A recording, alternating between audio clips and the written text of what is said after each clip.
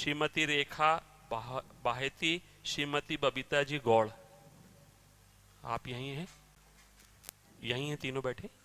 ठीक, अच्छा। राधे राधे महाराज जी। महाराज जी, जो भगवान का नाम नहीं लेते फिर भी अच्छे से रहते हैं, और जो भगवान का नाम लेते हैं परेशानी में रहते हैं, क्या फर्क है? कौन बोला? ये तीनों। हाँ, ऐसा देखा भी जाता है। क्या होता है कि जैसे कोई प्रभु का नाम जप नहीं कर रहा और बड़ा लौकिक पदार्थों से भरा पूरा देखा जाता है, सुखी देखा जाता है, तो उसमें हमारे भागवतिक विधान में एक सिस्टम है। जो भगवत मार्ग से विमुख आचरण, पापाचरण, अधर्माचरण करता है और आपको सुखी नजर आ रहा हो, तो उसके बहुत थोड़े पुण्य हैं। उनको भुगाने के लिए पहले हमारे संविधान, भागवतिक संविधान में उसके पुण्य नष्ट कर, क्योंकि जब उसे दुख मिलेगा तो पुण्य उसका सहयोग कर देगा, इसलिए पहले उसके सहयोगी का नाश किया जाता है। उसका सहयोगी जो सुकृत है उसको दे दिया गया। अब वो पापाचरण में और उन्मत्त हो गया।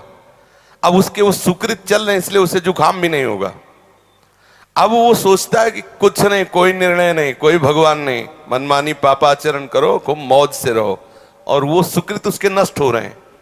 और जिस दिन उसके सुकृत नष्ट हुए फिर मिटिया मेट होते हुए देखा है।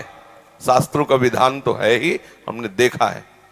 एक ठाकुर रामबली सिंह जमींदार आसपास बंदूक लेके चलते, ऐसा बच्चापन में उनको देखा हमने।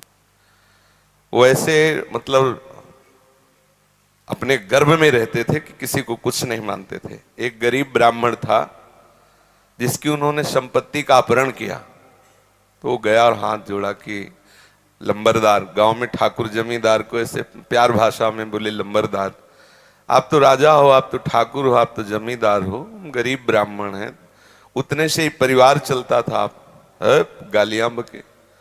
उन्होंने पैर छुआ ब्राह्मण ने ऐसे और रो दिया और वापस आ गया।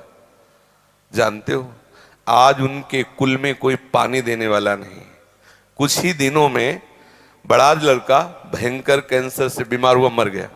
दूसरा दिमाग खराब हो गया, तीसरे की टांग टूट गई, चौथा लेबरी करके उनको जो खवाने वाला था पीलिया हो गई।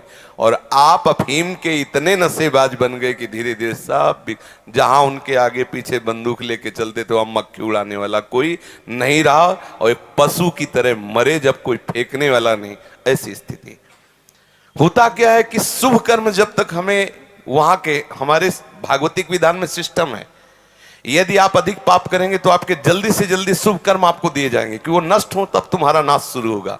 और जब आप भागवतिक कार्य करते हैं तो देख लिया गया ना कि आप संभल रहे हो, तो आपको कोई बाधा ना पहुंचा सके, इसलिए आपके जो पाप कर्म है उनको फेंक दिया गया कि उधर से खाली करो। जो उसके शत्रु पक्ष के पाप कर्म जमा है उसको नष्ट करने के लिए उनको भेजो, क्योंकि इस समय धर्म निष्ठा में है, ये पचा जाएगा। तो उसके पाप कर्म आते हैं और धर्म में प्रबल होकर के उन पाप कर्मों को भोगता है, धर्मात्मा बन के चलता है। जिस दिन उसके पाप नष्ट हुए वो सुकृत और ये वर्तमान के सुकृत मिल गए, उस दिन जय हो जाती, उसकी कोई पराजय सजयती, त्रिभुवन में उसकी जय जयकार हो जाती है। और उस पापात्मा का ऐसा नाश होता है, कोई पानी देने वाला नहीं मिलता। ऐसा नहीं है कि पापी पुरुष मौज से है और धर्मात्मा कष्ट से है, उसके रहस्य को नहीं जानती इसलिए तुम्हें ऐसा लगता है। समझ पा रही हो?